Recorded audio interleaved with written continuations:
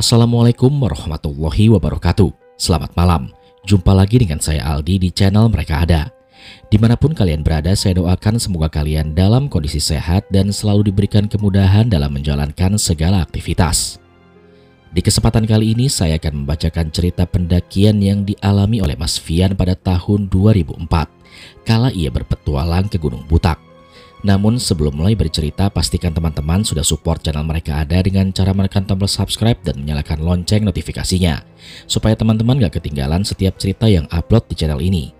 Sudah siap? Kalau gitu tanpa banyak basa-basi lagi, mari kita mulai ceritanya.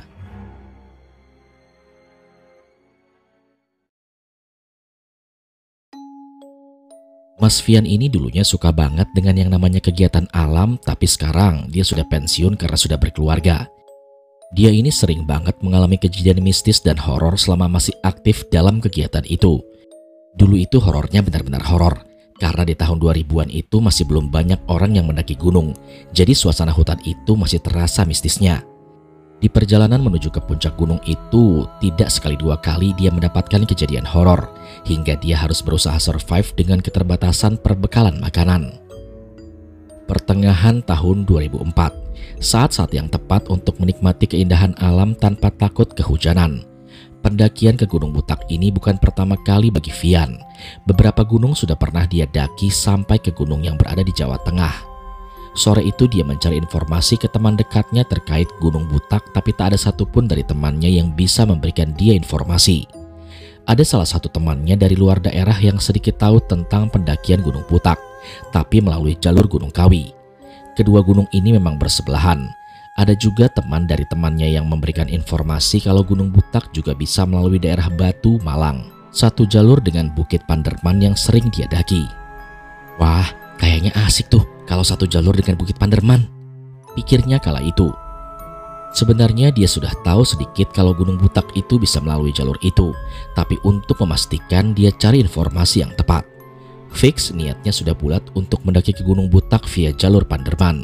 Tanpa teman dia mempersiapkan perbekalan sendiri dan akan melakukan pendakian itu sendiri karena mendaki seorang diri memang sudah menjadi kebiasaannya. Kalau mendaki rame-rame, dia lebih merasa tidak nyaman. Kini semua perbekalan sudah disiapkan dan beberapa hari kemudian dia berangkat menuju ke perempatan dekat rumahnya untuk mencari tumpangan yang bisa membawanya ke Kota Batu. Sebuah truk tanpa muatan yang berhenti di lampu merah dia hampiri. "Pak, numpang ke selatan ya?" ucap Fian ke sopirnya. "Memangnya mau kemana, Mas?" jawab sopir. "Saya mau ke Batu, Pak," jawab Fian. "Tapi kita cuma sampai di Ngantang, Mas," jelas sopir. "Gak apa-apa, Pak, sampai di Ngantang aja udah," jawab Fian. Ngantang adalah sebuah daerah di Kabupaten Malang. Fian kemudian lekas naik ke dalam bak truk itu dan rokok dinyalakan dan menikmati sambil melihat keadaan kanan kiri jalan raya yang sangat ramai oleh aktivitas orang. Tak terasa singkat cerita sampailah truk itu di pertigaan Ngantang. Sopir truk berteriak memberitahukan kepada Fian kalau dia akan belok ke kanan. Fian kemudian langsung lompat turun dan tak lupa mengucapkan terima kasih pada sopirnya karena sudah diberi tumpangan sampai ke sini. Warung nasi di pinggir jalan membuat perutnya jadi keroncongan. Dia pun mampir sebentar untuk makan kemudian lanjut mencari tumpangan lagi. Tapi apesnya sampai jam 2 siang dia tidak juga mendapatkan tumpangan. Akhirnya daripada kelamaan dia menaiki bus angkutan umum yang beroperasi dari Jombang ke Malang. Suasana pegunungan semakin terasa dari dalam bus. Karena perut kenyang, Fian sempat tidur beberapa saat. 1 jam kemudian sampailah bus itu di Kota Batu, tepat di pertigaan arah menuju ke Bukit Panderman. Fian kemudian turun dan lanjut jalan kaki menuju titik pendakian. Dan di tengah perjalanan dari belakang terlihat ada mobil sayur yang akan melintas. Fian teriak untuk meminta tumpangan dan beruntung sekali sopirnya mau memberi dia tumpangan. Tapi Fian harus berusaha naik dalam bak dalam keadaan mobil terus melaju karena kondisi jalan yang menanjak dan tidak memungkinkan mobil itu bisa berhenti. Kemudian mobil sayur itu membawa Fian hingga sampai di titik pendakian. Setelah turun dari mobil, dia segera menuju ke rumah terakhir untuk pamit mendaki. Jadi saat itu masih belum ada tiket, simaksi atau yang lain. Kalau mau mendaki hanya sowan saja ke penghuni rumah terakhir itu. "Rame nggak Pak D yang naik?" tanya Fian ke penghuni rumah. "Ada 2 orang, baru aja jalan," jawab Pak D. Ke Panderman apa ke Butak, Pak? Tanya Vian. Ke Panderman, jawab Pak D. Kalau ke Butak, aman gak Pak D? Kalau aman sih aman, tapi sepi. Terakhir ada 3 orang yang ke Butak, tapi itu udah 2 minggu yang lalu.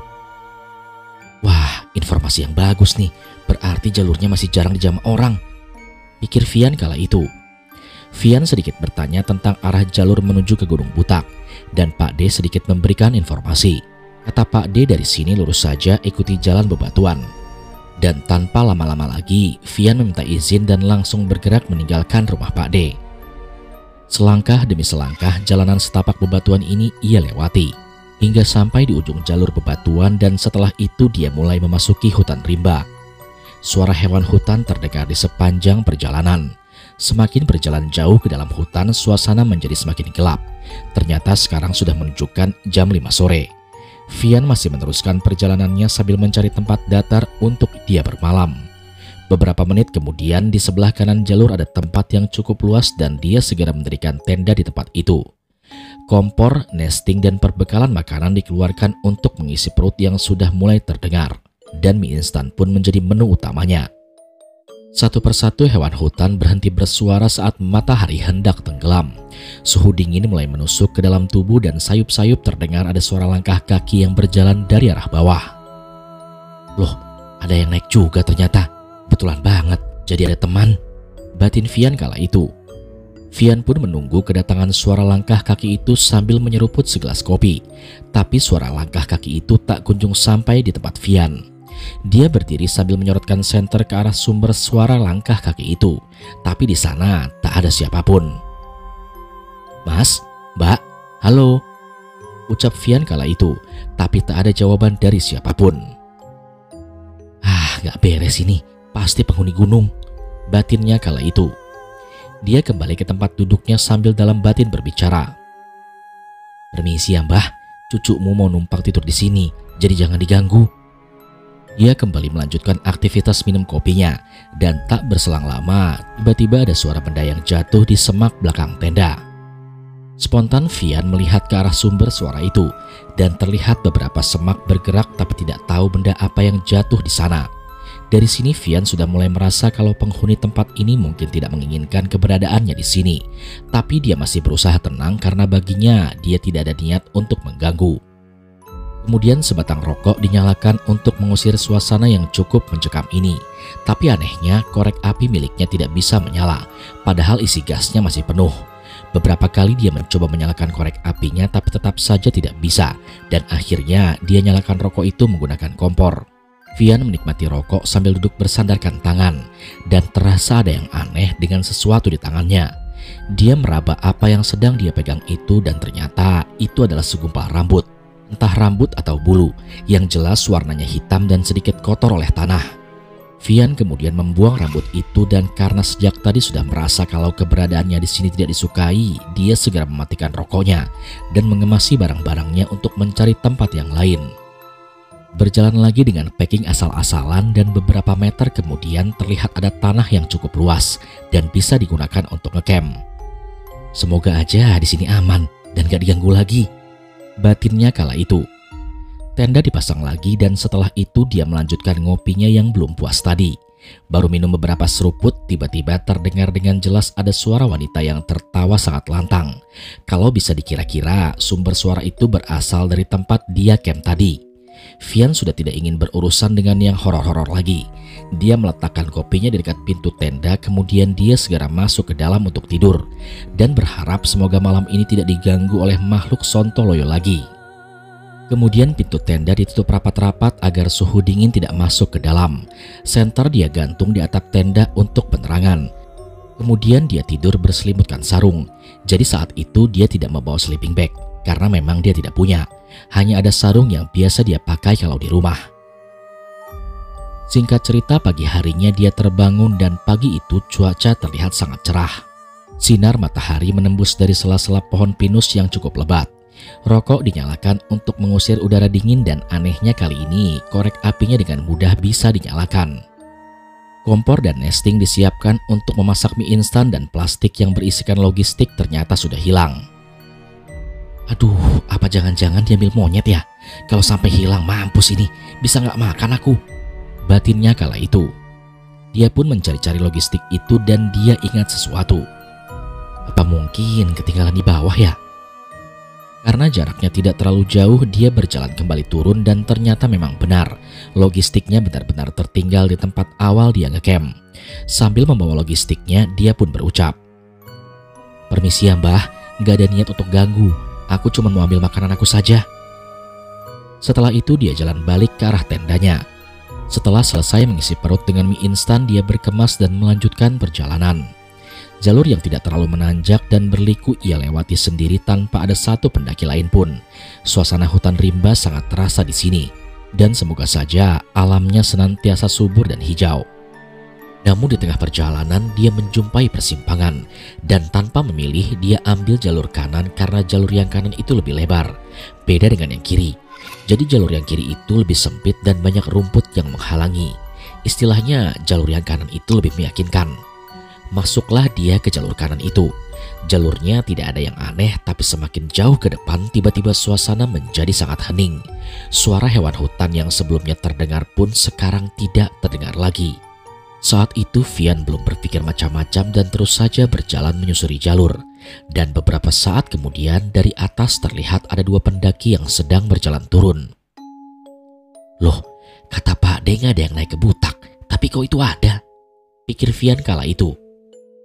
Ketika berpapasan, Vian menyapa dua pendaki itu, tapi mereka hanya memberikan jari jempol dan kedua pendaki itu jalannya sangat cepat dan sangat tidak wajar. Belum lama bersimpangan, Vian melihat ke belakang dan dua pendaki itu tiba-tiba saja sudah tidak terlihat.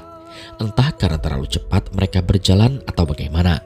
Kaki masih menapak di jalur dan mengira mungkin mereka tadi naik dari Gunung Kawi dan turun melalui jalur ini. Setelahnya suasana masih sepi seperti tadi, sepi dan sangat hening. Bahkan hembusan angin pun tak ia rasakan dan sudah cukup lama berjalan dia tidak melihat ada tanda yang menunjukkan tempat untuk istirahat. Jadi jalur yang dia lewati sejak tadi hanya semak belukar di kiri dan kanan.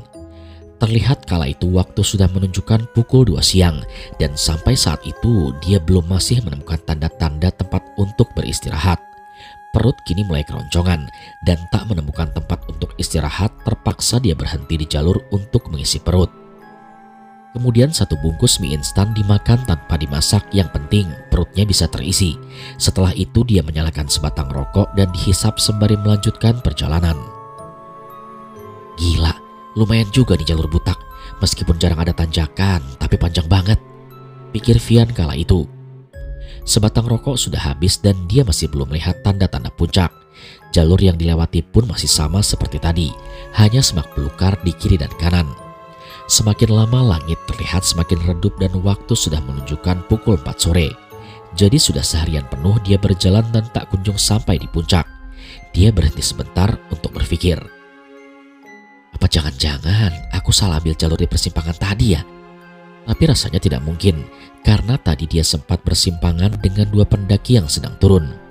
Sebatang rokok kemudian dinyalakan lagi dan samar-samar dari jarak sekitar 50 meter di belakang terlihat ada orang yang sedang berjalan naik. Tapi sepertinya dia bukan pendaki, karena tidak membawa peralatan gunung. Orangnya perempuan, pakai celana jeans biru dan sweater coklat.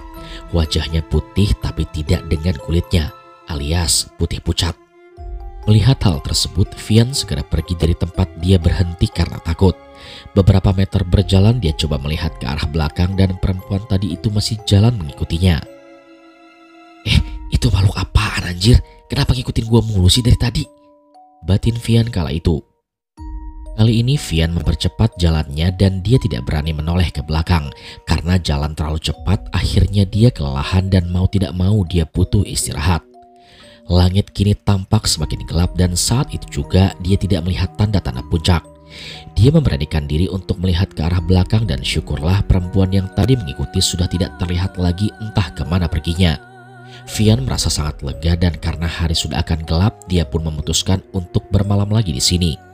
Tenda kemudian didirikan di antara semak kemudian lanjut mengisi perut yang sudah mulai lapar. Perbekalan makanan yang sudah kian menipis, mie instan tinggal 2 bungkus dan hanya beberapa cemilan yang tersisa. Air mineral juga sisa 2 botol. Dan setelah selesai mengisi perut, dia mengeksplor keadaan sekitar. Suasananya sangat hening dan hanya hutan rimba sejauh mata memandang. Ini aku nyasar apa gimana sih? Kata anak-anak perjalanan dari bawah hanya membutuhkan 9-10 jam. Tapi ini sudah seharian penuh malah gak sampai-sampai. Pikirnya kala itu. Vian pun kembali duduk dan menikmati segelas kopi dan tak lama kemudian tercium aroma wangi bunga kenanga. Tahu kan bunga kenanga? Semacam bunga kantil yang biasa ditabur di kuburan. Mencium aroma itu seketika Vian merinding karena itu mengingatkan dia pada orang yang meninggal. Entah di sekitar sini tumbuh bunga kenanga atau di sekitar sini ada kuntilanak. Menurut mitos yang pernah dia dengar, kalau tiba-tiba tercium aroma bunga kenanga atau bunga kantil, itu pertanda ada kuntilanak yang lewat. Sesekali aroma wangi itu hilang dan sesekali aroma itu tercium lagi. Kini hari sudah semakin gelap. Karena tidak ingin berurusan dengan yang namanya horor, dia pun berdiam diri di dalam tenda. Namun ketika sedang berdiam diri itu, tiba-tiba ada yang menggoyangkan tendanya dari luar. Padahal di luar tidak ada angin sama sekali. Jancuk, siapa itu? Teriak Vian dengan mulut yang sompral. Gimana gak mau sompral? Udah gak sampai-sampai ke puncak, ini malah digangguin. Setelah teriakan itu, tendanya sudah tidak bergoyang lagi dan sayup-sayup terdengar suara cekikikan perempuan. Kuntilanak ini pasti. Pantesan dari tadi baunya wangi terus. Batinnya kala itu. Vian pun tidak menghiraukan semua ini, yang penting niatnya di sini tidak mengganggu mereka. Sarung kemudian dia pakai untuk selimut, kemudian dia berusaha tidur. Namun anehnya baru saja memejamkan mata dia sudah bisa tidur, padahal waktu itu dia tidak merasa ngantuk sama sekali. Entah tidur atau bagaimana, yang jelas saat itu dia sedang berada di sebuah kamar mewah. Karena penasaran dia pun keluar dari kamar itu dan ternyata dia sedang berada di sebuah rumah yang tidak tahu siapa pemiliknya. Lalu kemudian ada perempuan yang seumurannya yang datang. Baru kali ini Vian melihat perempuan itu, tapi anehnya seakan-akan dia sudah cukup akrab dengan perempuan itu dan dia pun tidak tahu namanya. Perempuan itu terlihat sangat cantik, berkulit putih langsat, berambut lurus panjang sepunggung dan kedua matanya terlihat sangat indah, selaras dengan parasnya. Perempuan itu mengajak Vian keluar rumah dan Vian hanya menurut. Mereka berdua berjalan meninggalkan rumah itu dan selama dalam perjalanan itu Vian tidak berbicara apapun kepada perempuan itu. Begitu pula sebaliknya. Jalanan yang mereka lalui ini adalah hutan dan rumah yang tadi dia tempati itu letaknya ada di dalam hutan. Mereka berdua masih jalan dan tidak tahu akan kemana. Setelah cukup lama berjalan, perempuan itu kemudian membuka suara. Kalau mau ke puncak jalannya ke situ mas, jangan ambil yang ke sana. Ucapnya dengan suara lembut sambil menunjukkan arah jalan. Vian hanya mengangguk paham sambil terus mengikuti perempuan itu.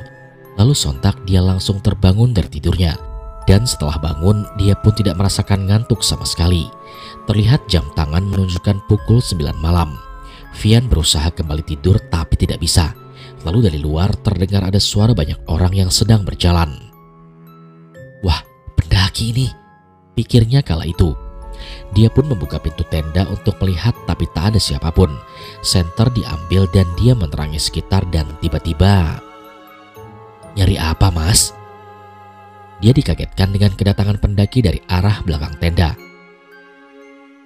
Enggak mas, tadi kayak ada yang lewat, jawab Vian. Boleh numpang istirahat ya mas? Lanjut pendaki itu. Monggo, malah seneng aku mas, jadi ada temannya, jawab Vian. Pendaki itu kemudian meletakkan tasnya di atas tanah, lalu ia pun terduduk. Vian keluar dari tenda dan berkenalan dengan pendaki itu.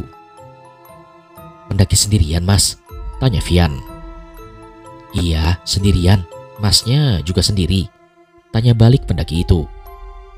Iya mas, udah dari kemarin saya belum nyampe-nyampe. Masnya naik kapan? Oh, saya itu tadi pagi baru mulai jalan, jawab pendaki itu. Aneh, masnya ini mulai nanjak tadi pagi dan sekarang sudah sampai di sini. Sedangkan Vian yang dari kemarin juga belum sampai di sini. Tapi tak apalah, yang penting sekarang dia sudah lega karena ada temannya. Kemudian mereka berdua berbincang di tengah gelapnya hutan yang dingin ini dan bercerita banyak hal layaknya sesama pendaki. Anehnya, pendaki itu tidak mau menyebutkan namanya kepada Vian. Sekali ditanya, katanya panggil saja sesukanya. Mereka pun ngobrol sampai sekitar jam 11 malam. Pendaki itu bilang kalau beberapa meter ke depan itu sudah sampai di sabana, tinggal melewati beberapa belokan. Wah, berarti udah dekat ini, batin Vian kala itu. Vian pun menyarankan kepada pendaki itu untuk tidur satu tenda saja dengannya, agar tidak ribet mendirikan tenda sendiri karena keterbatasan tempat, dan pendaki itu menerima tawaran dari Vian. Semakin lama Vian merasa semakin ngantuk dan dia pun mengajak pendaki itu untuk tidur. Tapi kata pendaki itu, dia masih ingin nongkrong di sini dan mempersilahkan Vian untuk tidur terlebih dahulu. Karena memang sudah merasa ngantuk, Vian pun pamit kepada pendaki itu dan tidur duluan. Pintu tenda sengaja ia tidak tutup rapat agar kalau pendaki itu mau tidur bisa langsung masuk. Singkat cerita, keesokan harinya dia pun bangun dan pagi itu kondisi pintu tenda masih terbuka. Dan pendaki yang semalam itu tiba-tiba tidak ada begitu saja. Begitu juga dengan barang-barangnya. Vian keluar tenda untuk mencari pendaki itu dan ketika dipanggil berkali-kali tak ada jawaban. Sepertinya dia sudah jalan terlebih dahulu. Pagi itu dia harus menghemat perbekalan. Beberapa cemilan dia makan untuk sarapan dan sisa satu bungkus mie instan yang rencananya akan dimakan nanti siang. Setelah selesai sarapan, dia pun berkemas dan kembali melanjutkan perjalanan. Beberapa meter ke depan, dia keluar dari semak belukar yang sejak kemarin menjadi jalanannya. Lalu di depannya, dia melihat ada persimpangan dan tempat itu mengingatkan Vian dengan mimpinya bersama perempuan semalam. Tempatnya ini sangat mirip dengan tempat yang ada di dalam mimpinya semalam. Dia ambil jalur kiri sesuai apa yang dikatakan perempuan dalam mimpi itu. Dengan kondisi jalur yang cukup ekstrim, jalurnya sempit dan sebelah kanan jurang. Setelah melewati itu, dia disapa bunga edelweiss yang tumbuh lebat di kiri dan kanan jalur, dan setelah itu vegetasi mulai terbuka dan sampailah dia di sebuah sabana yang sangat luas dan hijau. Ternyata memang benar apa yang dikatakan pendaki semalam. Vian berjalan menyusuri sabana hingga menemukan sumber mata air. Terlihat di sekitar sumber mata air ini seperti pernah digunakan untuk pendaki lain ngecamp. Beberapa sampah berserakan di satu tempat. Masalah air yang tinggal sedikit sudah terselesaikan. Di tempat itu dia istirahat sebentar kemudian lanjut perjalanan menuju ke puncak Gunung Butak. Di sepanjang perjalanan dari sabana menuju puncak, dia tidak melihat keberadaan pendaki yang semalam. Mungkin sekarang dia sudah sampai di puncak, pikir Vian kala itu. Perjalanan menuju puncak cukup menguras tenaga, dan setelah hampir menempuh 30 menit perjalanan, akhirnya sampailah dia di puncak Gunung Butak. Tapi sampai di puncak itu dia masih tidak melihat keberadaan pendaki yang semalam. Di puncak sangat sepi, hanya dia sendirian.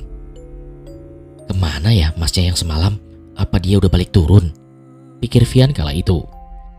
Tak mau berlama-lama di puncak, dia pun kembali turun ke sabana. Dan di sana dia pun memasak logistik terakhirnya di dekat sumber mata air. Dan sampai saat ini dia masih belum melihat pendaki yang bersamanya semalam. Mengingat kemarin perjalanan naik sangatlah lama, dia pun mengisi penuh 4 botol air mineral di sumber mata air untuk perbekalan perjalanan turun nanti. Setelah itu perjalanan turun dimulai pada jam 11 siang. Di perjalanan turun, Vian sangat was-was mengingat beberapa kejadian horor yang ia alami selama perjalanan naik kemarin. Tapi jalurnya kali ini sangatlah berbeda. Semak belukar yang terasa panjang saat naik kemarin pun kini hanya sedikit. Semakin ke bawah, suara hewan hutan sayup-sayup mulai terdengar dan tak sampai memakan waktu 4 jam dia sudah sampai di ladang warga. Jalur yang dia lewati selama perjalanan turun tadi benar-benar sangat berbeda. Lantas kenapa kemarin perjalanan naik memakan waktu seharian lebih? Namun Vian pun mencoba mengabaikan semua itu. Yang terpenting sekarang dia sudah bisa sampai di bawah dengan selamat. Air minum yang masih tersisa 3 botol dia buang dan dia berjalan menuju ke rumah Pak D. Sesampainya di rumah Pak D, terlihat beliau sedang menjemur kayu dan Vian menanyakan apakah ada pendaki lain yang naik ke Gunung Butak setelah dia. Pak D menjawab bahwa tidak ada sama sekali pendaki yang naik ke Gunung Butak kemarin pagi, karena Gunung Butak masih belum familiar bagi pendaki di tahun itu. Tapi Pak D, kemarin saya ketemu sama pendaki loh di sana, tanya Vian. Gak ada mas, kalaupun ada pasti mereka izin dulu ke sini, jawab Pak D. Loh, masa sih Pak D? Kalau memang kamu melihat ada orang, itu pasti dari bangsa halus. Hutan Gunung Butak memang masih wingit. Perkataan Pak D memang ada benarnya. Keanehan demi keanehan sudah dialami Vian selama naik kemarin.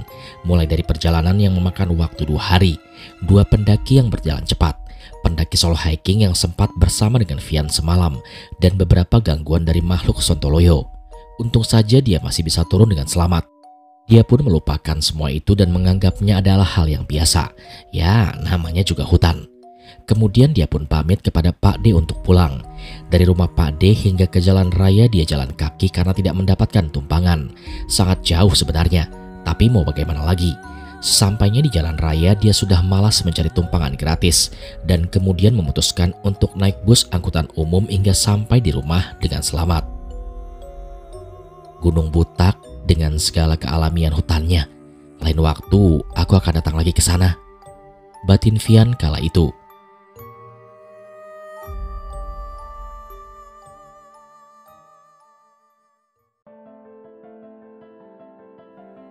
Sekian cerita pada kesempatan kali ini. Terima kasih saya ucapkan kepada teman-teman yang masih setia dan mensupport channel Mereka Ada sampai hari ini. Semoga dengan support kalian, saya bisa terus konsisten untuk memberikan hiburan kepada teman-teman semua. Kalau begitu sampai di sini dulu perjumpaan kita kali ini. Sampai bertemu pada episode selanjutnya. Saya Aldi pamit undur diri dari hadapan kalian. Wassalamualaikum warahmatullahi wabarakatuh.